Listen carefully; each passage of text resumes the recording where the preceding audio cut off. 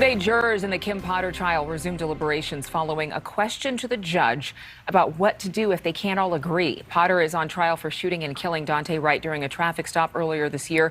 Potter says she accidentally grabbed her gun instead of her taser in the heat of that moment. A jury will decide whether Potter's actions were negligent or if it was just a tragic mistake, as the defense is arguing.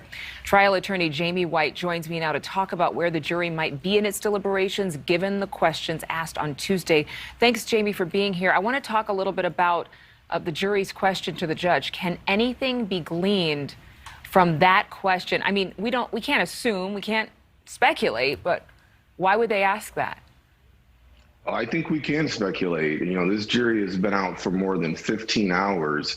The case is not extraordinarily complicated. There isn't a ton of scientific evidence that we often see in these sorts of cases. And the fact they've been out this long, I think, speaks volumes as to what's going on in that jury room. The question that was posed that I believe you're referencing is, you know, in effect, you know, we're having a difficult time coming to a decision. You know, what does that mean? You know, in a criminal case, it is required that there is a unanimous decision. This is very unlike a civil case where just a majority of the jurors in some states need to find some negligence or culpability. So that question is very significant. It's not unusual and it's not unheard of. And I would even go so far to say that when you get this question and the jurors are sent back into the jury room to continue deliberations, it's more common than not that there's some form of verdict, but clearly there is something going on in the back of that room associated with whether or not she's going to be found culpable from a criminal point of view. The judge actually told the jury, as an answer to that question, you should not surrender your honest opinion to reach a verdict. So clearly, this is a process. It's not an easy one. What happens if they do not come to an agreement? So it's likely that the judge would probably send them back an additional time with another, what we call a hung jury instruction, to continue deliberating for some period of time.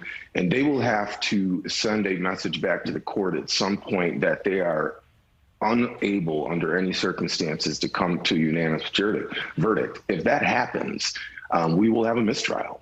The prosecutor will have to decide whether or not they want to retry. I think the more likely scenario would be some form of resolution between the parties. I think that this case was generated to some degree based on the politics in Minneapolis at the time and, of course, what was happening in that community.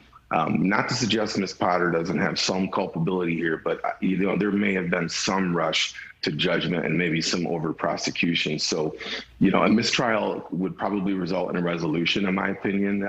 But, you know, again, I think today is going to tell the tale, and I wouldn't be surprised if they come back with some type of verdict.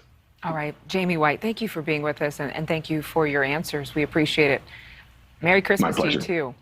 Merry Christmas.